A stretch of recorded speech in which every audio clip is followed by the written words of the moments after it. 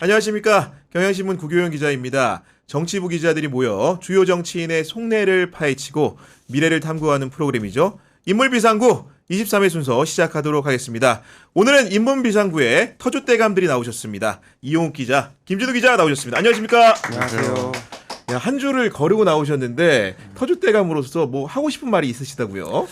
저 오늘 좀 사과 먼저 드리고 방송을 해야 될 것 같은데 이제 일단 사과드리겠습니다. 아, 왜 또 네. 사과를 바로 오늘 하시는 거죠? 방송이 이제 옐로우 방송이 될 것 같아서 최근에 이제 저희 기자 생활 처음 시작할 때만 해도 그 땡땡 신문 뭐 이래서 이제 타블로이드판 신문들이 인기가 많았는데요. 약간 좀 이게 그 야설 이런 게 아니라 뭐 이제 좀 팩트인데 좀 일간지에 정확히 실리기에는 좀 애매모호한 것들 이런 것들을 좀 이제 약간 이렇게 좀 가십성 기사로 많이 그렇죠. 실었었어요. 네. 근데 오늘 저희가 이제 말씀드릴 것들이 좀 그런 것들하고 관계가 있어가지고 이게 저기 좀 일단 옐로우 방송이 어쩌면 될 수도 있을 것 같아서 미리 사과를 좀 드리고요. 그 다음에 이제 그런 기사들이 특징이 있었습니다. 기자들이 그 정색하고 쓴 기자는 누구 기자 쓰는데 그런 기사들은 이제 가운데 자를 쓰거나 끝자만 써요. 뭐 저 같은 경우는 가로 열고 가로 닫고 우, 뭐 김진우 기자 같은 경우는 우, 뭐 이런데 오늘 것들이 제가 만약에 기사를 쓴다면 다 가로 열고 욱 가로 닫고 이렇게 될 것 같습니다. 그래서 오늘 저 호칭할 때 욱 선배나 욱 기자로 해주세요. 저도 뭐 지금 이용 기자 갑자기 사과를 해가지고 저도 뭐 사과를 해야 될 것 같은데 저도 뭐 최근에 뭐 저랑 이름이 같은 김건희 오빠 김진우가 아, 그러니까요. 요즘 매일 신문지상에 너무 나옵니다 지금. 무리를 일으켜서 제가 대신 사과드리겠습니다. 아유, 정말로 오늘 재미진 방송이 될 거라는 기대를 좀 해보게 되는데, 오늘의 주제는 김건희 특검의 수사가 한창 진행 중인 가운데 무속과 종교와 관련된 기기묘묘한 이야기들을 풀어보는 시간을 가져보려고 합니다. 일단 김건희 특검이 지금 굉장히 열심히 수사를 하고 있거든요. 전반적으로 어떻게 평가하고 계십니까? 글쎄요, 뭐 혐의가 16가지라고 하는데 뭐 피의자들 이름 좀 줄줄이 나오지 않습니까? 뭐 윤상현 의원도 나오고 저기 김진우 기자와 이름이 같은 김진우 씨도 나오고요. 뭐 그다음에 이제 김건희 집사들 뭐 이렇게 뭐 조사 압수수색 구속영장 막 줄줄이 나오고 그 통일교에서 건진한테 그 뇌물을 줬다는 통일교 뭐 윤 전 본부장인가 그분도 네. 구속이 되고요. 그래서 일단 속도를 내는 것 같은데 제가 이제 저 구기영 기자 방송을 보니까 약간 좀 중간에 꼬여 있다 뭐 이런 얘기도 좀 들었습니다. 다만 이제 여기서 느껴지는 거는 그 통일교가 진짜 상당히 좀 개입이 돼 있구나 해서 뭐 우리가 지금까지 알고 있던 것들이 뭐 2천만 원인지 1천만 원 상당인지 하늘백이 2개가 들어가고 6천만 원짜리 다이아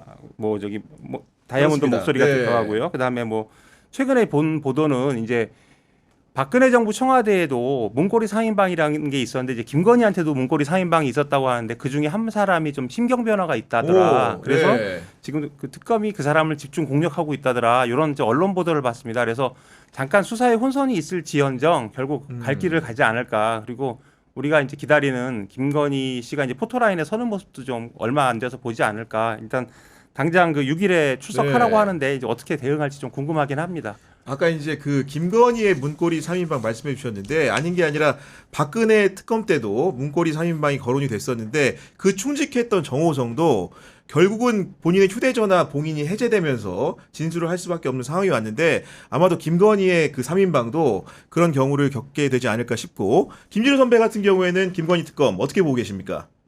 뭐 저도 이용 기자랑 비슷한 것 같습니다. 그리고 일단 뭐 이 매일 뭐 소환 조사라든가 압색 같은 게 진행되고 있으니까 뭐 진행되는 느낌이 확실히 드는데 저는 아까 뭐 이용 기자 초반에 사과하면서 잠깐 이야기했지만 이게 뭐 저는 이게 기억나는 게 썬데이 서울 뭐 엘로 잡자면 썬데이 서울 유명하잖아요. 그러니까요. 썬데이 서울이 주로 이제 그런 가십성 기사들 많이 나오는 데인데 이 지금 최근에 이제 특검 이 수사 진행되면서 이제 기상천외한 일들이 많이 나오잖아요. 아까 뭐 김진우 자꾸 제가 김진우 이야기하니까 자꾸 제가 좀 김진우가 이상해지는데 김진우 이야기하니까 뭐 목걸이 같은 게 뭐 김진우 집도 아니고 장모집에서 발견됐다는 뭐 이런 이야기도 나오면서 이게 도대체 이 이용 기자가 지난번에 이 윤석열 정권이 이 찌라시에서 나왔다는 게 빠짐없이 그대로 현실화되는 정권이다 해서 네. 그야말로 이제 뭐 찌라시 정권의 실체를 좀 보는 것 같아서 좀 씁쓸한 느낌도 좀 듭니다. 아, 찌라시 정권이라는 표현이 정말로 적합한 표현이 아닐까 싶은데, 일단은 그 김건희와 윤석열을 둘러싼 여러 가지 의혹들 중에서도 주술이나 무속 그런 것들이 권력과 결합하면서 나타나는 안 좋은 양태들이 굉장히 좀 눈에 띄는데, 일단은 그 중심에 서 있는 인물 중에 하나가 건진법사 전성배 씨거든요. 건진법사 어떤 인물입니까? 그러니까 뭐 저는 제일 처음 건진해서 이름이 뭐 이건진이나 김건진인 줄 알았어요. 그랬더니 보니까 이제 본명이 아까 말했던 것처럼 전성배고 일광조계종 소속이라고 그러는데 이게 얼핏 보면 일광조계종이 뭐 대한불교 조계종하고 무슨 관계 있는 것 같다고 생각할 것 같은데 전혀 관련이 없는 그냥 무속 아, 그렇군요. 관련 종파에 가깝고요. 이분이 이 서울 역삼동에 이제 법당 차려놓고 뭐 점도 보고 굿도 했다고 하니까 이게 흔히 말하는 뭐 승려나 그게 아니고 불교의 외피를 뭐 좀 뒤집어 쓴 무속인에 가까운 분 같아요. 그리고 이 뭐 2000년대 들어가지고 뭐 이 뭐 패션업 같은 사업을 했는데 큰 성공을 거두지 못해서 이제 뭐 사기 혐의로 뭐 복역 전력도 있다고 그러고 그래서 10년 전부터 이제 법당 차려가지고 뭐 이른바 기도비 받으면서 이제 이게 생계를 네. 이어왔는데 이게 아마 보니까 이 부분이 이 사람이 이제 사업가 시절에 쌓은 이 어떤 뭐 이 네트워크 인맥 그다음에 이제 무속인 하면서 이제 뭐 상담하면서 쌓은 네트워크 이런 걸 이용해 가지고 이제 아마 정재계 인사들하고 접점을 늘려온 것 같고 그리고 이 뭐 본인이 뭐 검찰 그 수사 과정에서 이제 보수 쪽 성향을 자기가 가지고 있어 가지고 보수 정권 때마다 자기가 기도를 했다 뭐 이런 진술을 했다는 이야기도 있더라고요. 네. 보수 정권을 향해서 기도하고 검찰 권력과도 가까웠다는 소문인 것인데 그 전성배라는 사람이 어떤 분과 주로 연관이 돼 있는 겁니까? 좀 이제 알아봤는데 일단 그 이명박 정권에서 검찰 고위직 인사 이제 저희가 이름만 대면 누구나 아실 분이 이제 사망하신 분이 계십니다. 네. 그분이 이제 암 그 말기를 진단을 받고 이제 지푸라기 잡는 심정으로 건진을 찾아갔었대요. 갔는데 건진한테 기치료를 받았는데 그게 상당히 그 당시에 이제 통증을 완화시켜주고 뭐 좀 건진 말 같은 게 좀 말에 상당히 위로가 됐었나 봐요. 그래서 이 사람이 이제 건진이 용하다 이런 소문을 냈다고 하고요. 이게 그냥 단순히 야사가 아니라 거의 뭐 정설로 굳어져 있는 얘기입니다. 그래서 그게 이제 좀 많이 퍼졌고 이제 당연히 처음에 검찰에 퍼졌겠지요. 그러다가 이제 검찰 정권이니까 더더군다나 뭐 말할 것 없이 그래서 오. 처음에는 이 사람이 제가 보기에는 무속인인데 이름이 나다 보니까 보통 이런 유명한 무속인들은 점쟁이들한테 저기 정치인 뭐 부자들 소문 다 나잖아요. 그렇죠. 그래서 이제 네. 소문 나고 하면서 이제 브로커로 역할을 확장한 게 아닌가 이런 추정을 좀 해보고요. 또 하나는 이제 역시 이름만 대면 알만한 그 친윤 핵심 위원회 와이프께서 그 암에 걸리셨는데 자기가 이제 나는 건진 때문에 살았다 이런 얘기를 하고 다닌대요. 그래서 네. 이런 걸 보면 뭐 아주 그냥 엉터리는 아니지 않을까. 최소한 좀 마지막 그 지푸라기 잡는 심정으로 간 분들 중에 일부는 효용을 봐서 이런 사람 이 사람이 좀 더 사기치기 좋은 그런 환경이 만들어진 게 아닌가 이런 생각을 해봤고요.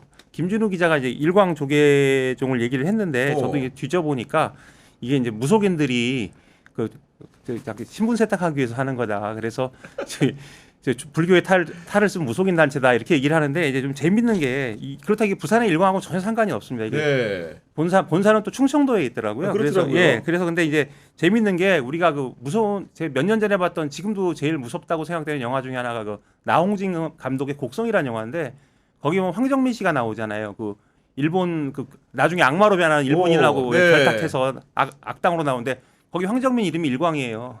그래가지고 그 무슨 생각을 했냐면 이게 뭐 우연의 일치겠지만 이 곡성이라는 영화가 보면은 공포 영화지만 사실 결말이 되게 암울한 디스토피아 영화지 않습니까? 그래서 이제 윤석열 정권도 어쩌면 이게 이 영화와 비슷하게 그 혼돈의 세상 아니었을까 뭐 이런 영화적 상상력을 한번 발휘해봤습니다. 초장부터 지금 문화부장다운 면모를 한껏 보여주고 계신데 그러다 보니까 권력자들과 가까웠던 권진이 어떻게 김건희에게까지 손을 댄 것인지 궁금해하는 분들이 많은데 도대체 어떤 관계였던 겁니까?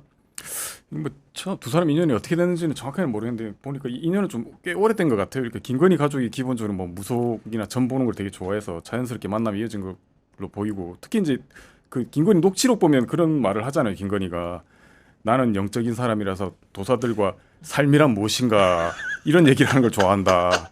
그리고 이제 본인이 그런 쪽 다 아니까 이 세계에서 누가 어떻다는 건 본인이 다 안다는 거잖아요. 네. 그럼 자연스럽게 뭐 아마 건진이라는 사람 이름을 알게 됐고 그러면서 이제 뭐 이 관계 이어진 것 같고 그리고 이제 뭐 검찰이 입수한 이 전성배 씨 휴대전화 보면 이제 김건희 모친 최은순 씨하고 뭐 오래 시간 동안 이제 통화한 기록이 남아 있는 거잖아요. 맞아요. 네. 그걸 보면 꽤 가까웠던 사이니까 이 불법 게임 이후에도 통화를 한 걸 보면 그만큼 뭐 이렇게 서로 상담하는 사이가 아니었나 이런 생각이 들고 이 뭐 아시겠지만 이제 이 전 씨가 이 김건희가 운영하는 코바나 콘텐츠 이 고문으로도 활동을 했고 그렇습니다. 그리고 이제 이 윤석열 캠프 대선 캠프에서 이제 뭐 네트워크 본부 상임 고문으로도 활동했고 그 과정에서 아마 이제 국민의힘 인사들과도 교류를 한 것 같고 그리고 이게 보니까 이제 전시 처남으로 알려진 사람이 있더라고요. 찰리라고. 찰리 김모 씨도 이제 전 씨랑 같이 네트워크 본부에 활동했는데 이 딱 보니까 뭐 왜 찰리인가 보니까 뭐 미국 유학 갔다 와서 찰리라고 하던데 이게 딱 보니까 이제 영화 이야기하니까 이 조폭 영화에 빠짐없이 등장하는 캐릭터가 있어요. 유학파 조폭 캐릭터. 이게 오야봉 있으면 그 옆에 이제 항상 이렇게 안경 끼고 이렇게 머리 좋아 보이는 사람 캐릭터 있잖아요. 딱 그런 거 아닌가 보통 그런 싶어요. 사람들 직업이 변호사예요. 그래서 보면 이제 전 씨 딸도 이제 쿠바나 컨텐츠랑 그 대선 캠프 일했다는 것으로 알려져 있어서 이런 이제 가족들이 어떻게 보면 이제 패밀리 비즈니스를 한 것 같고 이런 점에서는 이제 이른바 윤석열 김건희 부부랑 상당히 공통점이 많은 거 아닌가 싶습니다.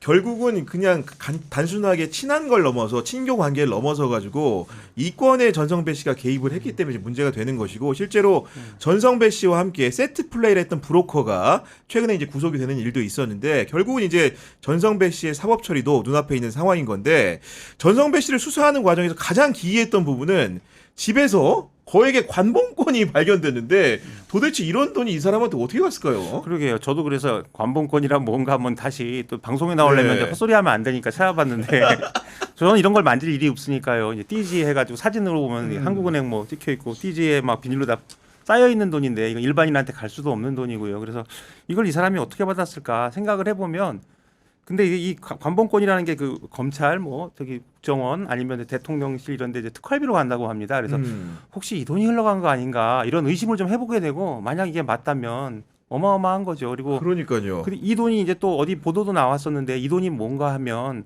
처음에 이제 윤건희 부부가 정치권에 연이 없으니까 이제 건지는 이미 그 치료를 하면서 이름이 나서 좀 이름이 났던 것 같아요. 정치인들 사이에서. 그래서 원래 그 양재동 캠프라는 게 있었잖아요. 그래서 맞아요. 비밀 캠프가 있었는데 여기서 건진이 그 저기 정치권 인사들을 불러놓고 이제 사랑방 비슷하게 윤석열한테 소개를 해줬다는 거예요. 그런데 이제 이때 이 운영비를 전부 다 건진이 됐다고 합니다. 그래서 뭐가 됐겠습니까? 네, 그래서 당연하죠. 건진이 네. 되니까 그게 돈이 굉장히 좀 부담이 많이 됐었나 봐요. 근데 이 돈이 건진한테 이제 그거에 대한 나중에 이제 갚는 돈으로 주어진 것이 아닌가 이런 이제 보도들이 나와 있었고요. 네. 이 돈을 줄 수 있는 사람은 뭐 정부 관계자 아니면 줄 수 없는 거잖아요. 그래서 만약에 이것까지 사실이면 뭐 진짜 야, 정말로 그러니까 이게 오늘 뉴스들이 다 타블로이드라니까요. 그래서 아니 근데 그리고 김건희 특검이라든가 특검 수사를 하면서 지금 나오는 양태들을 보면은 이게 시계를 한 20년 전으로 돌린 것 같은 느낌을 받는 게 누구를 뒤지러 가서 현금 다발이 나오는 거는 굉장히 옛날 같은 풍경이거든요. 근데 이상민 자택을 압수수색했을 때도 지금 현금 다발이 보였다라는 소문이 있는 것이고 거기에 더해서 이제 그 김진우 씨의 그 장모 댁에 갔을 때도 현금 다발이 있었다는 건데 게다가 건진법사도 현금 다발을 보유하고 있는 건데 이런 모습들이 너무 기이하게 느껴져요. 뭔가 AI IT 시절에 좀 이렇게 맞지 않는 모습 같은데. 그러니까는 나중에 뭐 그 또 보면 그 있지 않습니까? 그 저기 뭐야 윤석열 그 관저에 사우나 만들 때 그 김용현이 뭐 현금 줄 테니까 현금 박치기 그러니까 하자고. 현금 박치기 하자고. 예. 상당히 참 비슷비슷한 느낌이 드네요 보니까. 아니 그리고 지금 이제 통일교 측의 로비 의혹도 김건희 특검의 굉장히 중요한 수사 대상 중에 하나인데 구속된 윤모 전 세계 본부장이 보니까 그 영국의 그라프사가 만든 고가의 다이아몬드 목걸이를 전달을 했다는 거고 김건희 청탁용으로 거기에 더해가지고 다양한 백이라든가 이런 것 등장을 하고 있는데 결국은 핵심이라는 것은 건진을 거쳐서 김건희에게 전달이 됐는가 여기에 초점이 맞춰져 있지 않습니까? 그래서 이제 그 후속 보도들이 뭐 그 백 2개하고 네. 신발 그 다이아몬드를 받았는데 이제 백 2개를 뭐 다른 거로 바꿔오는데 그 문고리 3인방 중에 한 분인 유 전 행정관이 뭐 관여된 것 아니냐 이런 보도들이 맞아요. 나왔죠. 네. 그리고 실제로 좀 의심이 많이 가는 것들이 자꾸 아니라고 얘기하는데 그렇다면은 그 예를 들어서 지금 통일교에서 했던 것들이 캄보디아 개발 사업을 막 추진을 하고 있었는데 어쨌든 윤석열 정부 들어서 갑자기 그 예산이 확 늘어난 건 사실이잖아요. 그리고 뭐 윤석열이 캄보디아 순방 갔었고 이게 뭐 그거와 상관이 있는 것인지는 모르겠지만 그리고 통일교가 또 원했던 게 이제 YTN 인수인데 그거는 이철규 친윤 핵심 이건 보도가 나온 겁니다. 그렇죠. 네. 친윤 핵심위원이 인철규 의원이 실제로 상임위에서 질의도 해요. 물론 통일교가 갖지는 못했지만 그래서 상당히 그 통일교 측의 어떤 그 로비가 그 전달이 된 것이 아닌가. 그리고 특검에서 구속했잖아요. 그거 보면 이유가 있겠죠, 당연히. 어떤 사실이든 입증이 되거나 아니면 어마어마한 물증이 잡히지 않았을까 뭐 이렇게 충분히 사료할 수 있는 것이죠. 그리고 현금 따발 얘기도 했는데 목걸이도 신기해요. 요즘도 이렇게 목걸이를 주고받나? 이거 다 옛날 수법 같은데 요즘 시대에는 코인 같은 거 좀 해야 되지 않습니까? 이게 보니까 이용욱 기자도 그렇고 코인 투자를 안 해가지고 저희들 상당히 그러니까 낡은 인간들이긴 한데 굉장히 올드 패션한 방법을 현금이나 이런 장신구를 고집했다는 데서 이 사람들이 정말로 세상을 편하게 사는 분들이구나. 범죄라는 게 좀 진화를 좀 해야 되거든요. 이런 보니까. 생각도 좀 해봤어요. 일단 통일교도 로비를 하려면 자기들이 어디를 뚫어야 될지를 알아야 되잖아요. 근데 이 건진이라는 사람이 상당히 내가 친하다는 식으로 얘기를 많이 하고 다닌 것 같고 실제로 건진이 김건희하고 관계가 깊기 때문에 김건희가 뭘 좋아하는지를 알지 않았을까. 그래서 어쩌면 이거 제 상상입니다만 통일교 측에서 그냥 준 건 아니고 김건희가 좋아하는 거를 기호를 파악을 해서 전달을 한 것이 아닌가. 뭐 이런 좀 상상도 좀 해봤습니다. 그리고 이번에 이제 그 검찰 수사 때는 못 밝혔던 부분을 새롭게 이제 규명된 부분이 특검이 건진 법사의 역삼동 법당을 갔더니 2층에서 비밀의 방을 찾아냈는데 일본신 아마테라스 굿당이 존재했다고 하는데 일본 전문가인 김신우 선배 아마테라스 어떤 겁니까 이게 도대체? 아니 뭐 저는 일본 전문가는 아니고 아무튼 잠깐 뭐 이용욱 기자 계속 영화 얘기하는데 영화 뭐 파묘에 나오는 대사가 있잖아. 흉한 것이 나와버렸어. 그런 느낌이 드는데 이게 뭐 아마테라스라는 게 뭐 일본에서는 뭐 일본 토착 종교 신도에서 주신인데 일본 왕실 조상신이기도 합니다. 아마테라스를 모시는 신사 촌본산이 일본 중부 미에현에 있는 이세 신궁인데 그게 과거 에도 시대부터 이제 평생은 한번 가봐야 될 곳 해가지고 한때는 뭐 그 돈 없는 데서 사람들이 그 이세 신궁까지 몰려 들어가지고 이세 마일이라는 그 붐이 일기도 했을 정도로 그 일본에서 상당히 뭐 신성한 곳으로 이제 꼽히는 데죠. 그런데 그 아마테라스는 게 이제 과거 제국주 시절에 이제 일왕을 신성하게 그렇습니다. 만들기 위한 뭐 어떤 이데올로기의 도구로 활용된 게 왜냐하면 이게 일왕이라는 게 아마테라스의 자손이고 이게 만세일기라고 해가지고 만 세대 동안 한 핏줄로 이어졌다라는 이 허무맹랑한 이야기죠. 그런 허구를 만들어냈죠. 그리고 실제로 이제 이게 저희 이제 일제 시대 때랑 관련된 게 식민 시절에 일본이 이제 남산에다가 뭐 이 조선 신궁 세우면서 아마테라스를 모시기도 했고 이런 거 신사 참배를 강요했기 때문에 아마테라스라는 게 이게 그때 이제 보도를 보면서 약간 놀라기도 했고 어떻게 보면 한국인들한테는 사실 그렇게 좋은 기억을 주는 그 신은 아니에요. 맞아요. 네. 근데 뭐 일각에서는 보니까 이제 뭐 전시가 아마테라스 모신 게 이제 한국 무속이 일제 시대 때 이제 뭐 일본 신도 영향을 받았던 탓이 있다라는 해석도 있긴 하던데 아까 뭐 이용욱 기자 잠깐 이야기했지만 이 전시가 일광 조계종 소속인데 이 일광이라는 것이 이제 햇빛이잖아요. 그래서 이제 이게 아마테라스가 기본적으로 태양신이기 때문에 일본 신도 영향과 뭐 무관하지 않지 않냐 뭐 이런 이야기가 나는데 사실 구체적인 건 저는 잘 모르겠고 다만 이제 한국의 무속 공간에다가 이렇게 일본 신을 봉하는 사례는 아주 이례적인 것 같습니다. 그러니까 제가 뭐 기억하기로는 이제 메가드 장군 모시다는 걸 본 적 있고 박정희 유경수 모시는 건 본 적 있어도 아니 당군 한건 모시면 되잖아요. 보니까 굳이 뭐 아마테라스를 극히 이렇게 이례적인 건 분명해 보여요. 그러니까. 뭐 그런 상황인데 아무튼 아마테라스의 이런 부분들이 굉장히 기괴하게 느껴지고 일본적인 색채가 느껴진다는 점에서 윤석열 정부의 그런 국정 운영이라든가 외교 관계에서도 혹시나 그런 부분들이 일부 이제 일본과 가까운 측면이 투영되다 보니까 이런 것까지도 이제 범상치 않게 보이는 건데 주술 이야기가 나와서 말인 건데 그 영화 중에서 우리 신명이라는 영화가 개봉을 했는데 이 영화를 두고도 굉장히 말들이 많았죠. 이용 기자.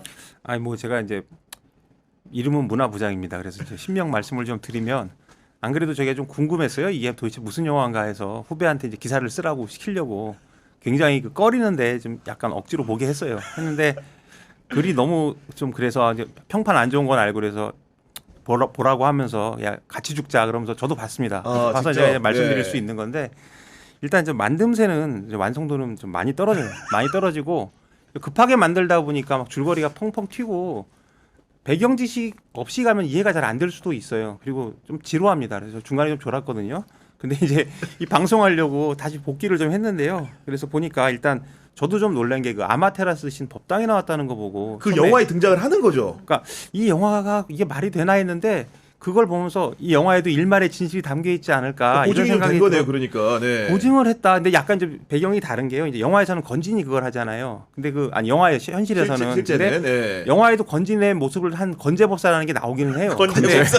이 건재법사는 역할이 되게 좀 제한적이고 오히려 이 영화에서의 꼭대기는 지금 김건희의 양아버지 있잖아요. 아. 우리 그 김모 씨라고 이가 제가 죄송합니다. 거듭 죄송한데 이게 옐로우가 될 수밖에 네. 없습니다. 그래서 일단 그 최은순 씨의 내연남 김모 씨가 등장을 합니다. 우리 저 유튜브 방송 같은 데 많이 보면. 근데 그 사람의 그 모델이 등장을 해요.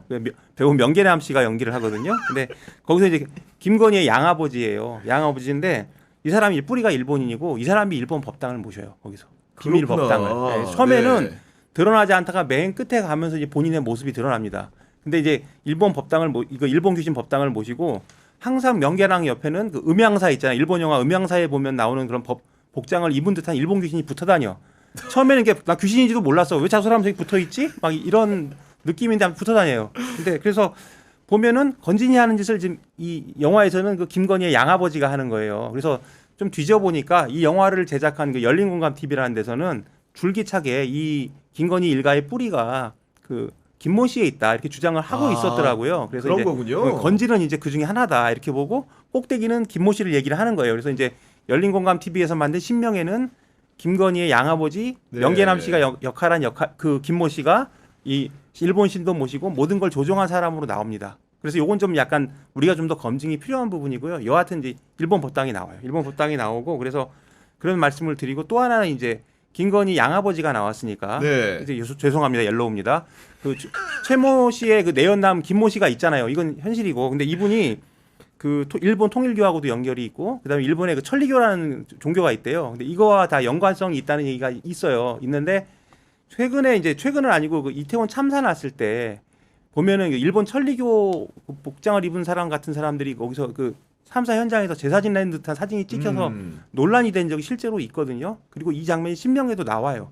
근데 이거를 그 최모 씨의 내연남인 김모 씨가 사주를 했다. 뭐 이런 이제 보도들이 그 추측들이 있었어요. 근데 네. 그거를 영상화한 것이고 그래서 이 사람이 상당히 꼭지점이다. 그런 얘기가 있어요. 그리고 제가 또 영화를 보면서 말씀드릴 수 있는 건 거기 이제 윤석열이 나오잖아요. 근데 윤석열이 대사도 없고 캐릭터도 없고 서사도 없어요. 그냥 시키는 대로 하는 꼭두각시예요. 그래서 처음에 제가 이 영화를 보면서 이게 급하게 만들다 보니까 줄거리를 얼렁뚱땅 만들어가지고 구축이 네. 안 됐구나. 캐릭터 구축을 안 하고 나온 거예요, 영화가. 그래서 근데 나중에 이제 나온 거 보니까 이게 윤석열의 본 모습이네. 그래서 이것도 역시 진실과 관계가 있지 않을까 이런 생각을 하고 다만 제가 이제 신명에 대해서 한 가지 말씀드리고 싶은 거는 이 영화는 좀 나쁜 지점이 두 가지가 있습니다. 하나는 일단 이태원 참사를 약간 좀 음모론적 시각에서 일부러 유도된 듯한 것으로 이제 묘사를 해요. 암시를 하는데 네.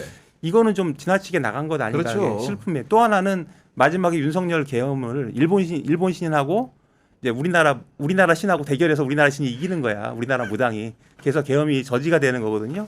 이거는 그 계엄 그 윤석열 불법 계엄하는 날 그 거리에 나갔던 시민들의 노력을 다 우습게 여기는 아니 좀 그러네. 이렇게 평가절하한다는 네. 느낌이 좀 있죠. 그래서 이런 것들은 좀 걸러서 보시되 다만 이게 아주 허황된 얘기는 아닐 수도 있겠구나. 네. 좀 이런 생각을 해봤습니다. 아니 말씀을 듣다 보니까 약간 실화 비슷한 측면이 없지 않은데 그 영화 신명의 주연 배우가 이제 보니까 김규리 씨하고 안내상 씨인데 이분들 같은 경우에는 영화 내용이 다 허구다 이렇게 주장을 하는데 제가 보기에는 허구라고 하기엔 너무 고증이 좀 된 것들이 좀 많은 것 같거든요. 아니 저는 뭐 일부 그러니까 아마테라스 신을 보고 제가 그거 법당을 보고 많이 놀라서 아주 없는 얘기는 아닐 것이고 이 열린공감 TV를 제가 보지는 않았습니다. 근데 열린공감 TV에서 오랫동안 취재한 내용들을 가지고 바닥을 해서 만든 것 같아요. 그래서 여기에는 아주 약간의 사실, 어쩌면 더 많은 사실이 숨겨져 있을 수 있고 또 영화적 상상력도 숨겨져 있겠죠. 하지만 완전 허구는 아니에요. 하나 더 드리고 싶은 말은 여하튼간에 이런 옐로우 영화가 옐로우 영화라는 표현이 좀 그런데 아무튼 이 옐로우가 어느 정도 현실로 드러났잖아요. 그래서 제가 느낀 거는 윤석열 국정은 옐로우 국정이구나. 오늘 방송처럼. 그래서 좀 옐로우 국정을 에서의 대한민국이 어떻게 지금까지 버텨왔는지 참 국민들한테 감사할 노릇이죠. 그러니까요. 옐로우 국정이라는 표현이 참으로 적합한 것 같은데 또 설마 했는데 대통령실 본관에서 사우나까지 등장을 했는데 이거 정말로 하다못해 너무너무 옐로 아닙니까 이거는? 진짜? 계속 뭐 죄송합니다 이렇게 생각하고 되는지 모르겠는데 사실 저는 이제 작년인가 처음 이제 이 의혹이 제기됐을 때 이건 좀 너무 의혹적이 심한 거 아니냐. 뭐 아무리 막 나가는 정권이지만 뭐 설마 그렇게까지 하겠냐. 그러니까요. 뭐 사실 사우나 같은 거 뭐 관제에다가 해도 되는데 뭐 굳이 이랬는데 지금 보니까 이게 윤석열 정권이 그런 느낌도 들어요. 야, 일반 시민의 상상력을 이제 끝까지 시험하는 극한 정권 아닌가. 이게 뭐 그런 광고 저 카피도 있잖아요. 지금까지 상상한 거 모두 있어라. 더 센 게 온다. 계속 지금 그런 느낌이 있잖아요. 그래서 이게 이제 보면 이게 관저에다가 스크린 골프도 있고 뭐 사우나 수영장 시설도 있고 안가에는 바 만들고 지금 집무실에 사우나 만들었잖아요. 그런데 이제 지난번 언젠가요? 그 국정 운영 이 감사 때 국회 운영위 감사 때 정진석 대통령 비서실장이 이 뭐 광저에 사우나나 스크린 골프 그 시설 없다고 하면서 이제 의혹 부인하면서 무슨 말을 했냐면 이 아주 검소하고 초라한 대통령 관저라고 이야기를 하더라고요. 그래서 진짜 이게 아주 검소하고 초라한가라는 생각이 들기도 하고. 근데 사실 이제 뭐 아시겠지만 이 박근혜 전 대통령 때 시절에 이제 뭐 이른바 최순실 국정 개입 의혹 할 때 그때는 이제 무속 개입 뭐 무속 논란 휩싸였잖아요. 그때 이제 박근혜 전 대통령이 했던 말 중에 그 뭐 정말 간절히 원하면 온 우주가 나서서 도와준다 뭐 이런 말을 했잖아요. 근데 네. 윤석열은 간절히 술을 원했는지 그건 모르겠지만 진짜 자기가 원하는 대로 살지 않았나 이 생각이 좀 듭니다. 보면. 아니 저는 정말로 이해가 안 되고 납득이 안 가는 게 참모들도 당연히 그런 의사결정 과정에 관여를 했을 거고 대통령이라는 게 5년 단임이기 때문에 다음 사람한테 이제 물려줘야 되는 거고 그러면 대통령실을 자기가 어떻게 뜯어 고쳤는지는 다음 사람이 들어오면 다 알 수 있는 건데 이걸 사우나까지 만든 거 보고 진짜로 이분의 머릿속에는 어떤 관념이 있었던 건지 이해가 안 가더라고요. 그러니까 개헌해서 예. 연구 직관하려고 했겠죠. 정말 그런 생각을 하지 않았으면 이런 걸 할 수 있었겠습니까? 그리고 사우나 말씀하시니까 제가 이제 국회 출입할 때 여의도에 뭐 빌딩에 유명한 사우나가 하나 있어요. 근데 저는 사실 술 먹고 사우나 하는 걸 안 좋아하는데 네. 제가 되게 좋아하는 선배 중에 술 드시는 날을 꼭 점심에 식사하시고 사우나 가시는 분이 계셨어요. 그래서 뭐 여쭤봤더니 야, 술 먹고 땀 빼면 술이 쫙 깬다 이렇게 말씀을 하시더라고요. 그래서 이게 술 좋아하시는 분들은 점심에 식사하시고 사우나 가시더라고요. 그래서 이제 윤석열 일과를 한번 추측을 해봤는데 추측을 해보면 우리가 이제 뉴스가 나왔었잖아요. 11시쯤 실제로 가짜 출근시키고 자기는 11시에 출근한다고. 그래서 그냥 제가 머릿속으로 그려본 겁니다. 그래서 11시에 출근하면 도착하면 한 뭐 11시 반쯤 될 거 아니에요. 그럼 전날 술 안 깼으니까 좀 이렇게 해롱되고 있다가 점심 먹으면서 또 반주 한잔 하고 반주 한잔 먹고 좀 기분 좋게 취해가지고 내려와서 사우나 한번 하고 땀 쫙 빼고 나면 한 2-3시쯤 되지 않을까. 그러면 퇴근 시간까지 한 6시라고 치면 3시간 정도 이제 업무 비슷한 걸 하는데 술 안 깨면 몸이 힘듭니다. 그러니까 화를 더 내요. 경노했을 거고. 지 맘대로 안 내니까 또 경노했을 거고. 집에서 김건희한테 깨지니까 경노했을 거고. 그러고 나서 이제 저녁 되면 또 술꾼들 특징이 있어요. 눈이 반짝반짝해져요. 먹으러 가야지. 그러면서 이제 그러면 새벽 3-4시까지 먹는 거예요. 그리고 이제 또 아침에 늦게 일어나서 11시 출근하고 이게 쳇바퀴들도 돌았을 것 같아요. 그리고 실제로 이거 추정입니다만 그 총선 패하고는 사실 자기 앞날이 이제 거의 뭐 없는 그려지죠. 거잖아요. 네. 내란 생각밖에 안 할 텐데 내란을 하려면 용기가 있어야 되고 꿈을 꾸려면 그러니까 이제 술자리 갖고 장군들 모아놓고 뭐 야 내가 이제 이렇게 해서 몇 달 후면 세상이 다 뒤집어진다 이런 술자리 갖지 않았을까 하는 게 추정입니다만 많은 사람들이 그런 거에 의의를 달지는 않을 것 같아요. 그러니까요. 정말로 그런 그 일과표가 정말 진실이 아니길 바라는데 그랬을 것 같아서 더 절망적인 것 같은데 일단 또 윤건희 부부의 스승으로 알려진 사람 중에 하나가 또 누구냐? 천공이라는 분이 있죠. 천공 이분은 어떤 인물입니까? 지금 오히려 좀 가려진 느낌인데 초창기 이제 윤석열 정권 처음 시작했을 때 제일 먼저 이렇게 어떻게 보면 그 이른바 무속 논란의 시발점이었던 사람이잖아요. 이분이 뭐 이 본명은 또 이병철이라고 그러더라고요. 되게 익숙한 이름인데 본인 주장에 따르면 뭐 고아원 출신의 뭐 신불산 수련을 거쳐가지고 뭐 해동신선도 정법시대 같은 이제 조직을 운영하고 있는데 이게 이제 이분이 이제 어떻게 보면 대중에게 알려진 게 2021년이죠. 이제 국민의힘 대선 경선 토론회 때 유승민 후보가 이제 계속 물어보잖아요. 천공 아냐고 그 윤석열한테. 윤석열 처음에는 약간 부인하다가 나중에 결국에는 이제 만났다는 사실을 시인하면서 이제 이게 이제 대중에 알려지게 되고 그 이제 언론 보도에 따르면 이제 김건희가 유튜브 채널 이 천공이 하는 유튜브 채널 천법시대인가요? 정법시대를 보면서 이제 몇 년간 보고 난 뒤에 이제 천공을 만나기를 요청해가지고 윤건희 부부가 이제 여러 차례 접촉을 가진 것으로 전해지고 있고, 근데 이제 천공 논란이 더 된 게 이제 그 당시 대선 경선 때 윤석열이 이제 손바닥 왕자 새겨가지고 이게 맞아요. 한 번도 아니고 2-3번인가 네. 이 TV 화면에 잡혀가지고 무속 의혹이 더 커졌고, 그때 이제 기억나는 게 그때 저희 당시 이제 제가 부장이었으니까 그때 후배가 그 윤석열 측 그 입장을 따라고 했을 때 네. 윤석열 측에서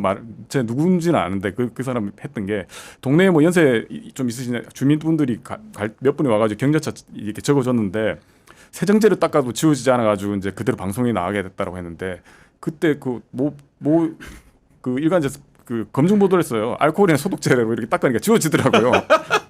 그래서 이게 뭐 그냥 어떻게 보면 이게 지울 마음이 없었던 것 같기도 하고 네. 그래서 더 이제 논란이 좀 컸고 근데 이제 이 윤석열 멘토 역할을 해왔다고 하지만 실제로 이 천공이 뭐 이른바 뭐 집무실 용산 이전 과정이라든가 이런 의혹 개입했다는 의혹이 있었지만 그게 실제로 확인된 적은 맞아 사실 아닌 걸로 없습니다. 드러났죠. 지금 그 보면 부분은. 네. 그리고 그런데 이제 어떻게 보면 거꾸로 보면 천공이 이 윤석열과의 관계를 본인 명성을 올리는데 되게 이용한 이용한 게 측면도 있는 것 아닌가? 같아요. 왜냐면 지금 이 사람 계속 이야기하면 자기 뭐 이 유튜브 채널에 나와가지고 이제 자기가 뭐 윤석열에 대해서 내 공부를 하는 사람이니까 내가 돕고 있다라든가 정리를 잘하고 있으니까 내가 다듬어 주겠다라고 하면서 약간 자기가 진짜 멘토인 것처럼 네. 슬쩍 이렇게 뭐 냄새를 풍겨요.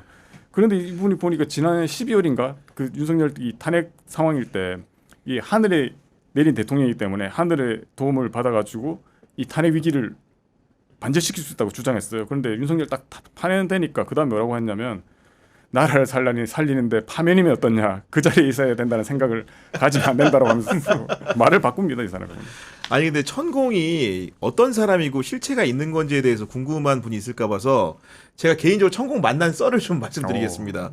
그 때는 바야흐로 한 2015년쯤 되는데 그때 제가 모 정부 부처에 출입했을 때 고위 간부가 저한테 입버릇처럼 했던 얘기가 구 기자 나중에 내가 이제 퇴직하고 나가면 나랑 같이 연구소 하나 같이 하자 이런 제안을 자꾸 하셔가지고 제가 그냥 굉장히 그냥 가벼이 들었어요. 가벼이 듣고 그분이 2019년인가 20년쯤인가 이제 퇴직을 하시는 찰나에 공로 연수라는 걸 이제 마지막 6개월 갔다 오게 됐는데 그 상간에 저한테 어느 날 전화가 온 거예요. 그러더니 구 기자 잘 지내지 그러더니 그 정경련 회관에서 중요한 세미나가 하나 있는데 좀 같이 좀 가볼 생각 없냐고 물어보길래 저는 별 그 의심 없이 그 자리에 나갔어요. 그랬더니 그 세미나를 청강하기 전에 그 정경련 회관 1층 지하 1층에 있는 냉면집에서 이제 뭐 불고기였나 이런 음식을 사주셔가지고 먹었더니 옆에 사모님도 같이 나오셨더라고요.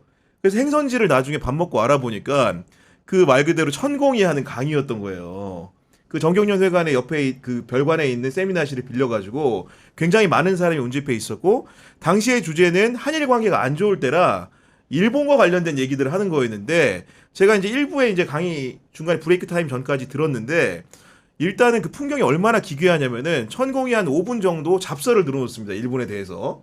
그러면 거기에 대해 사람들이 기독교 부흥회 하듯이 박수를 쳐요. 들으면서. 저는 개인적으로 전혀 공감이 안 되는 헛소리 같은데 박수를 치는 사람들이 정말 있고 제가 천공을 직접 만나기 전에 그 부처에 있는 후배 공무원 젊으신 여성분이 와서 인사를 하러 가는 것을 보고선 이 사람이 생각보다 세력 관계가 실체가 있는 사람이구나 싶었고 저를 이제 그분이 천공한테 인사시킨다 그래가지고 대기실로 간 거예요. 그랬더니 이제 우리가 흔히들 보는 그 긴 수염에 흰색 백색 옷을 입고 있는데 옆에 이제 여성이 한 분 있는데 너무 젊은 여성이 또 있는 거야. 그걸 또 보는 순간 이거는 제가 느끼기엔 개인적인 주관으로는 사입이다 이건 100%.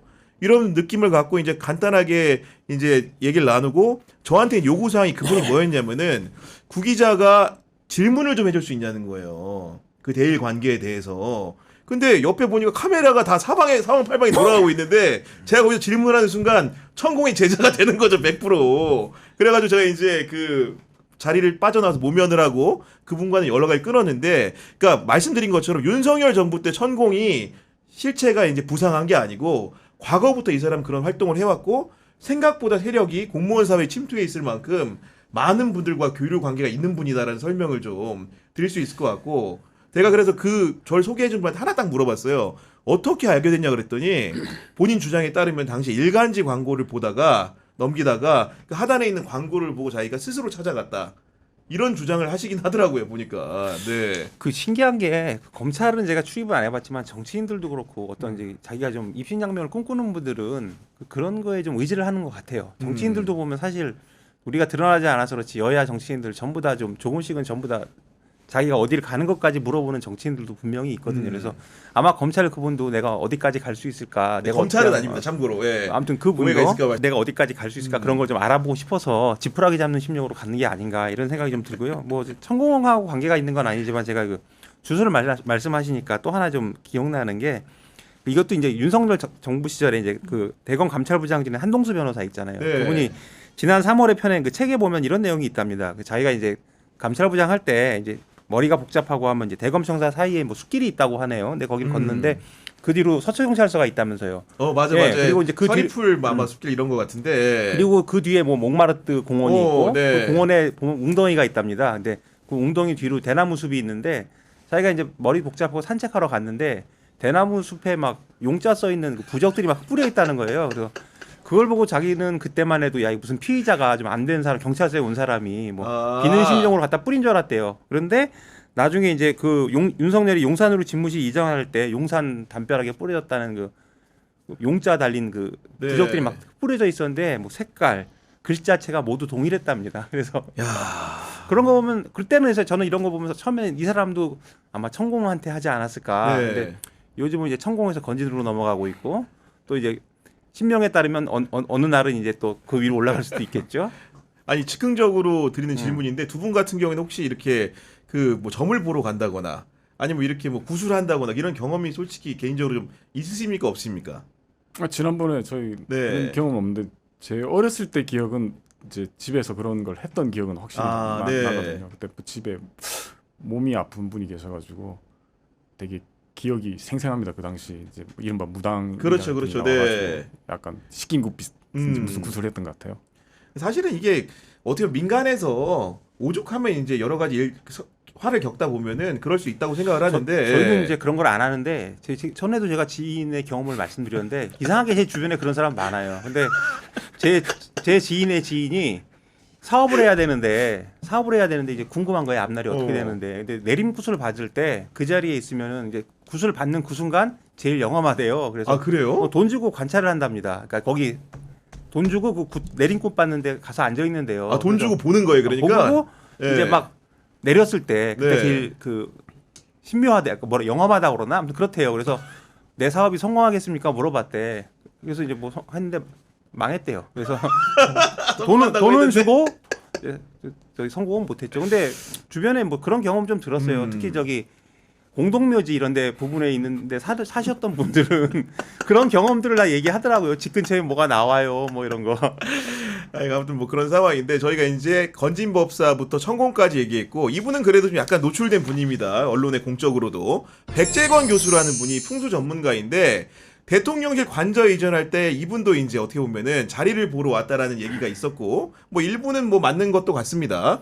그러니까 그 전에도 제가 말씀드렸는데 이분이 이제 그 육군 참모총장 공관을 이제 둘러보다가 처음에 이 부승찬 당시 이제 당시는 의원이 아니죠. 부승찬 전 국방부 대변인이 천공이 왔다 갔다더라 이렇게 얘기했는데 나중에 알고 보니까 백재권 씨고 뭐 천공 아니지 않냐 하면서 뭐 국민의힘에서 너 가짜 뉴스 퍼뜨렸어 비판을 하는데 사실 독인 개낀이죠 뭐. 그래서 이 사람도 민간인이고 어쨌든 풍수지리로 관저가 적합한지 보는 것 자체가 좀 말이 안 되죠. 그리고 공식 직책도 없는데 이 예산 들어가는 거에 들어왔다는 게 말이 안 되고요. 그다음에 제가 들은 거는 전에도 말씀드렸지만 그 백재권 씨가 그나마 천공보다는 영향력이 있다. 근데 이 사람이 의외로 현실에 기반해서 쓴소리도 좀 한다는 거예요. 근데 그렇구나. 네. 근데 뭐 이것도 지난번에 읽어드리기는 한데 뭐 리마인드를 시켜드리면 그 대선 앞두고 이제 2021년 10월 27일에 여성경제신문이라는 칼럼에서 윤석열이 악어상이다. 악어상인데 맞아요. 악어상을 지닌 인물은 뭐 강물을 정화시키고 세상을 정화시키고 그래서 뭐 우리 국민들은 그냥 깨끗하게 물만 마시면 되고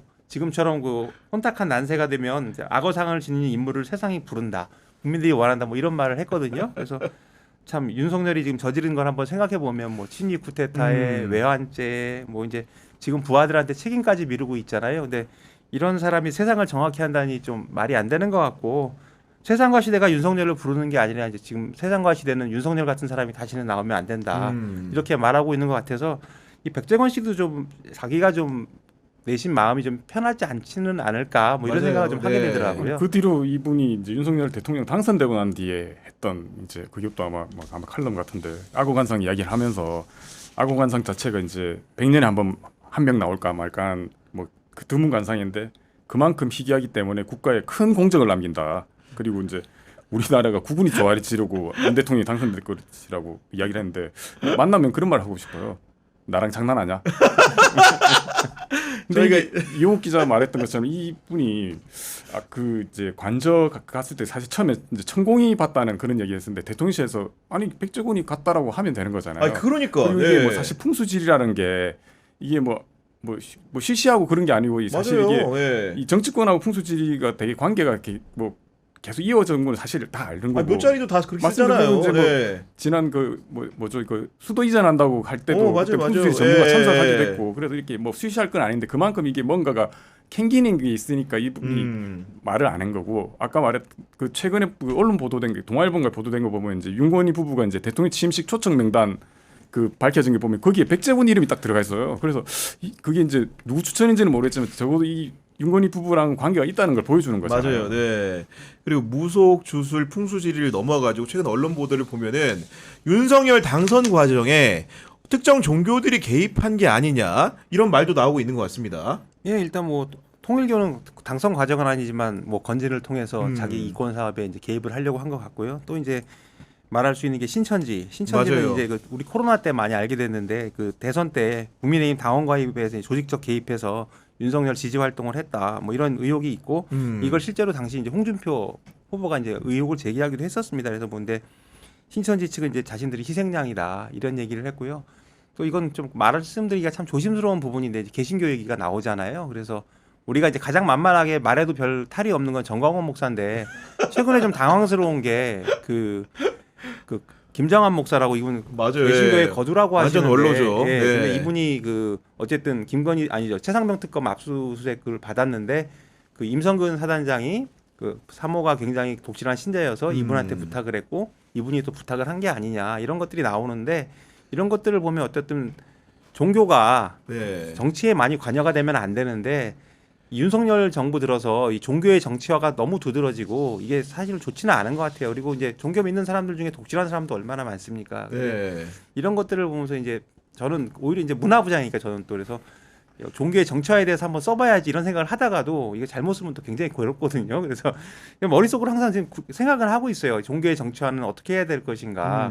종교가 그러면 그 정치를 외면해야 되는 게 이게 맞는가 하지만 어쨌든 이 윤석열 정부에서는 종교의 정치화가 좀 지나쳤고 이게 좀 네. 극단적으로 흐른 것이 아닌가. 그 통일교 이야기를 조금 더 하면 이 사실은 이제 이 통일교라는 게 제가 뭐 일본 특파원 때 이제 이 그 뭐 많이 이제 화제가 됐고 이제 제가 돌아오고 난 뒤 이제 큰 사건이 터진 게 이제 아베 신조 전 일본 총리가 맞아요. 암살 네. 상가 암살을 당하잖아요. 근데 이제 암살범이 이제 어머니가 그러니까 일본에 있는 통일교에다가 그 거액의 현금을 이제 헌금하는 걸 불만을 품고 아베 전 총리를 암살했다. 그래서 아베 전 총리는 무슨 상관이 있냐면 아베 전 총리가 이제 기본적으로 평소 통일교 관련 단체 행사에도 잘 가서 뭐 기조연설 하는 그랬구나. 해가지고 통일교랑 밀접한 관계를 유지해왔고 그래서 그 뒤로 뭐 일본 자민당이 이제 통일교랑 유착 관계에 있다고 해가지고 조사해 보니까 뭐 그 자민당 의원 한 300 몇 명 중에 거의 한 절반이 이제 관련이 있는 걸로 밝혀지기도 해서 일단 일본에서는 이제 법원 통해 가지고 그러니까 정부에서 법원에다 신청을 해가지고 통일교에 대해서 1심에서 일단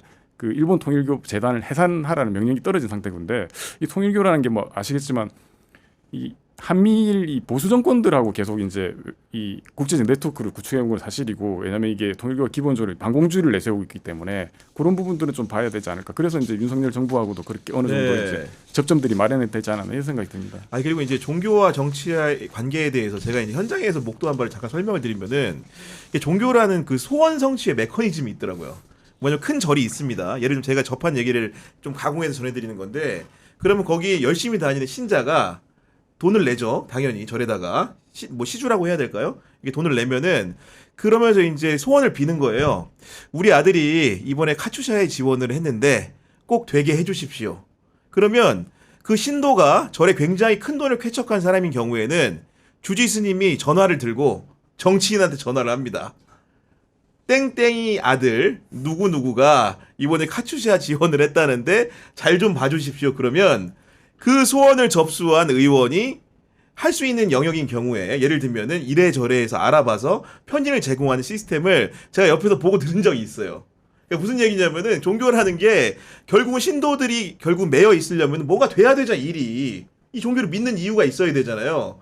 그 이유들을 실현하기 위해서 이렇게 정치라는 것과 공생하는 걸 보면서 사실 요번에 통일교 사태라든가 신천지 사태라는 게 굉장히 멀지 않게 느껴지더라고요. 구기자 네. 그 말하니까 이거 즉흥적으로 떠오른 건데 제가 이 정당 출입하면서 들은 일화가 하나 있어요. 이게 특정이 되기 때문에 절을 말할 수는 없고 네. 굉장히 큰 절의 이제 스님인데 네. 이 주지 스님이 예전에 삼천교육대 갔다 오시고 이제 주목 출신인데 나중에 주지가 되셨나 봐요. 그래서 이제 그 지역에서 경상도 어디입니다. 이제 보궐선거가 열렸는데 듣기만 해도 웃기네. 검사 싫어해요. 네. 검찰 정권에 누군가가 내려가서 이제 검사 출신 누군가 내려가서 이 선거를 뛰는데 이 사람이 되게 건방지게 군 거야. 스님한테 인사도 안 가고.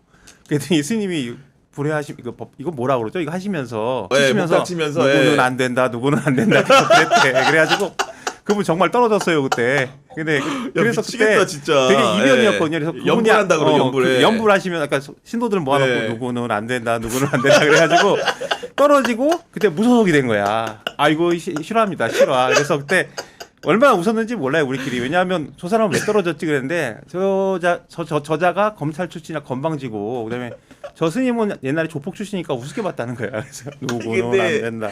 그러니까 정말로 어떻게 보면 당사자 입장에서는 용험하다고 굉장히 느낄 것 같은데 아까 제 케이스나 이용우 선배 케이스나 보면은 이게 그냥 종교를 무시 못하는 겁니다. 정치가 기본적으로. 그렇기 때문에 정치가 종교의 바람들을 들어준 측면이 있는 것이고 그리고 이제 다시 윤건희 얘기로 돌아와가지고 그러면 근본적으로 생각을 해보면 윤건희 부분은 왜 이렇게 이제 무속 그 종교들과 이렇게 절연을 못하고 공적인 영역에 들어왔으면은 선을 그어야 되는데 왜 그러지 못했을까요? 제가 뭐 깊이 있는 분석을 내놓을 정도는 아닌데 몇 가지 가능성은 좀 생각할 수 있는 게 일단 우선 윤석열이 누구냐 뭐 1시간 대화하면 59분 동안 자기 혼자 떠들 정도로 어떻게 보면 자기 애라고 해야 되나요? 자기 확신이 강하고 세상이 이제 어떻게 보면 자기 중심으로 돌아가는 사람이잖아요. 그리고 이제 이게 뭐 검찰 때까지는 그게 뭐 그 아마 통했던 것 같고 그런데 이제 기본적으로 대통령이나 국정 최고 지도자는 기본 그런 자질이 더 넘어서는 게 필요한 사람이고 필요한 직책이죠. 그런데 윤석열이라는 게 어떻게 보면 정치 경력이 전무하기도 하고 국정 철학도 사실 좀 빈약합니다. 사실 지금까지 봤던 거 보면 이 이른바 이제 대한민국으로 어떻게 이끌까에 대한 생각들이 별로 없었던 것 같고 준비도 안 했던 것 같고 어떻게 보면 이분 보면 대학 때 읽었던 뭐 밀턴 프리드먼 책 가지고 지금 계속 우려 먹는 거잖아요. 근데 그 뭐 말 들어보니까 그것도 뭐 제대로 읽지 아는 것 같다는 이야기가 있는 것 같고 그러면 어떻게 보면 이 윤석열의 이 자기 확신 내지는 그 과정에 빈 곳을 채워주는 것을 무속인들이 역할을 하지 않았을까.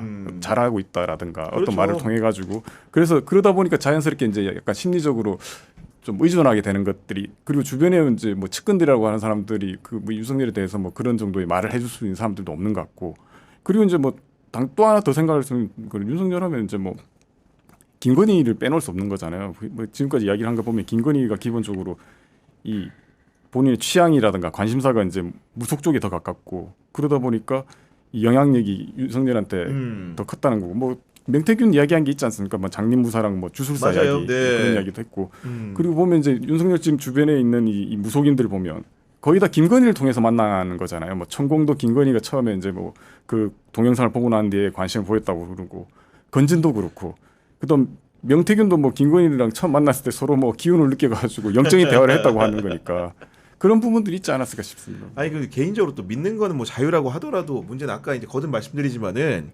공적인 의사 결정을 한다거나 뭐 인사를 한다거나 이럴 때 이런 사람들이 영향을 끼치고 상의한다는 거는 도무지 이해가 안 되고 안 되는 일 아닙니까 이게? 그렇죠. 근데 이제 뭐 저도 뭐 이것저것 뭐 좀 공리를 해봤는데 일단 이게 다 열등의식과 불안의식의 산물 아닌가. 그래서 김건희도 그렇고 사실 최은순도 그랬다는 거 아닙니까? 그래서 자기가 듣고 싶은 이야기 들을 때까지 계속 만나는 거예요. 무당도 만나고 점쟁이도 만나고 그래서 상류층들이 무당 쇼핑, 점쟁이 쇼핑 한다고 합니다. 그래서 실제로 맞아요. 이걸 한 게 아닌가. 그런데 물어보니까 이제 저도 물어보니까 이제 이런 걸 좀 아시는 분한테 사실 그 용하다는 사람들이 다 그랬대요. 윤석열 저 임기 못 마친다 그런 말을 많이 했는데 그 이제 김건희는 그 말을 자기가 원하는 말을 해주는 사람들을 끝까지 만난 게 아닌가 이런 말을 들었고요. 그다음에 요런 또 얘기를 들었는데 김건희 그 성형을 얘기하면서 그것도 이제 점하고 상관이 있다고 우리가 얘기 많이 하잖아요. 근데 김건희 귓볼 얘기를 많이 하시더라고요. 그래서 김건희가 영부인 되기 전에는 귀가 이렇게 좀 칼기였답니다. 근데 요즘 귀를 보면 되게 도톰하대요. 그래서 필러를 넣어가지고 귀가 이렇게 도톰하게 부처님 귀처럼 바뀌었대요. 그래서 그거가 왜 그런 거냐면 그래야 말년운이 좋아진답니다. 그래서 아이고. 김건희가 귀걸이를 못 한대요. 아 이게 그냥 없는 얘기 저도 아니에요. 모르게 귓볼을 만지더라고요. 저도 만져봤는데 좀 이거 좀 넣어야 되나 이런 생각도 해봤고요. 그다음에 이제 또 하나 좀 격가지 얘기인데 이건 좀 완전 격가지 얘기인데 이제 김건희가 그 케네디 대통령 부인 제클린 케네디 여사 옷을 흉내내는 걸 많이 장면이 있잖아요. 뭐 맞아요. 윤석열이 업무하는데 그 네. 뒤에 서 있다든가 뭐 여러 가지 예시 사진이 있어요. 그래서 그것도 뭐라고 이제 취재하는 과정에서 알게 된 건데 그 김건희가 처음에 이제 영부인 되고 나서 자기 옷 해줄 디자이너들을 구하잖아요. 그런데 이제 그 제클린 케네디 사진을 보여주면서 이 샘플 이렇게 좀 해달라고 실제로 했었나 봐요. 근데 이제 그걸 받아본 분들이 다 그랬대요. 하필이면 왜 케네디냐? 케네디 암살돼 있잖아요. 그래서 그런 말을 하면서 이제 거절하신 분이 계셨는데 최근에 이런 말을 한답니다. 이제 뉴스 나오는 거 보면서 저렇게 무속을 좋아하는 사람이 어떻게 케네디 옷을 해달라고 그랬지? 그러면서 제클린 케네디 옷을 그래서 이런 거 보면 진짜 김건희는 윤석열이 안중에도 없었던 거 아닌가. 그냥 윤석열은 김건희의 욕망을 실현시켜주는 도구가 아니었나 그런 생각을 해보고 최근에 그런 보도 나왔었잖아요. 윤석열 영치금 없다. 윤석열은 제가 보기엔 돈 별로 없을 거예요. 다 김건희 돈이지. 김건희가 안 준 거 아닌가 이런 생각 아니 근데 해봤습니다. 진짜 그 아까 시작할 때부터 뭐 옐로우입니다 했는데 이것도 케네디 얘기 듣다 보니까 일요일날 서프라이즈 보는 느낌이 오늘은 제가 그래서 옐로우라고 사과드리고 지금도 거듭 사과드리겠습니다. 어쨌든 간에 의혹은 규명을 해야 되고 특검 수사를 통해서 사법적인 단죄를 받아야 되는데 윤석열은 지금 거듭해서 그 소환 통보에 불응을 하고 있는 상황인데 그 김준 선배 보기에는 김건희는 나올까요 안 나올까요? 저는 뭐 검찰 출입을 안 해서 정확히는 모르겠지만 일단 출석 의사를 표시했잖아요. 네. 그리고 그 과정에서 자기 요구 조건들도 있더라고요. 뭐 그런 것까지 표시를 했으니까 나오지 않을까 싶습니다. 그리고 이제 이게 윤석열과 달리 이게 뭐 김건희가 공식적으로 뭐 검찰 조사를 제대로 받은 적이 없으니까 이거 그냥 버티다가는 오히려 체포당할 수도 있고 이러니까 그럼요. 바로 체포죠. 나와야 네. 되지 않을까 싶습니다. 우리 이용 선배는 어떻게 생각하십니까? 저도 사실 그 경험이 없기 때문에 다만 자기가 날짜를 조정한다는 게 자기가 영부인인 줄 아나 봐. 근데 사실 영부인도 그러면 안 되는 거잖아요. 그래서 이번에도 뭐 누가 핸드폰 뺏기고 그럴 일은 없고 빨리 나와야 되는데 김건희는 제가 보기엔 윤석열보다는 머리가 좋은 사람이기 때문에 사태 파악은 좀 되지 않을까 싶어요. 그런데 다만 이제 요번에 나올지는 사실 오히려 구 기자가 더 잘할 것 같은데 네. 당장 나올까? 근데 결국은 본인이 피할 수 없지 않을까? 왜냐하면 김건희가 안 나오면 계속 지금 혐의들이 쌓여가는데 맞아요. 본인이 네. 자기 방어할 기회도 없어지는 거 아닌가요? 그렇게 계속 버티고만 맞아요. 있으면. 네. 윤석열식으로는 뭐 버틸 정치적인 명분이나 사법적인 명분은 더더욱나 없을 것 같고 결국은 도망가지 않는 이상 나올 수밖에 없는 형국인 것 같습니다. 마지막으로 인물비상구의 시그니처 코너 한 줄 평 들어보도록 하겠습니다. 먼저 이용 선배 부탁드립니다. 예, 오늘 제가 그 옐로우를 계속 말씀드렸는데 뭐 어쨌든 뭐 윤석열 집무실에 목욕탕 사우나실이 있고 뭐 우리 비밀법당을 운영하시는 건진과 그 윤건희 부부의 밀접한 관계도 드러나는 상황이고요. 그래서 더 이제 개탄스러운 거는 이걸 본 관료들이나 대통령실 인간들은 도대체 뭐 하는 사람들인가 그러니까 네. 이런 생각이 들었습니다. 그래서 윤건희가 술과 무속에 취해 있는 동안 국정이 병들었기 때문에 그냥 한마디 하면 술과 무속에 취한 윤건희 그다음에 누렇게 물든 황달국정 황달국정이다. 그리고 가로 열고 가로 닫고 욱 이렇게 해가지고 하고 싶습니다. 알겠습니다. 김준우 선배 부탁드립니다. 아까 저까지 저는 뭐 영화 이야기를 했으니까 영화 극한 직업의 유승용 배우 대사를 좀 따라 해볼까 싶습니다. 지금까지 이런 맛은 없었다. 이것이 무속 정권인가 찌라시 정권인가. 간절히 원하면 우주가 도와줄 거라고 믿은 용산의 극한 정권이었다. 정말로 갈수록 이제 내실 있게 탄탄해지는 느낌이 듭니다. 정치부 기자들의 본격 정치인 사담의 인물 비상구는 여러분과 함께 만들어가는 프로그램입니다. 경향TV 커뮤니티에 방문하셔가지고요. 보고 싶은 정치인, 듣고 싶은 정치인 이름을 적어주시면 저희가 적극적으로 반영해서 방송해드리도록 하겠습니다. 지금까지 이용욱 기자, 김진우 기자 함께했습니다. 오늘도 함께해주신 여러분 감사합니다.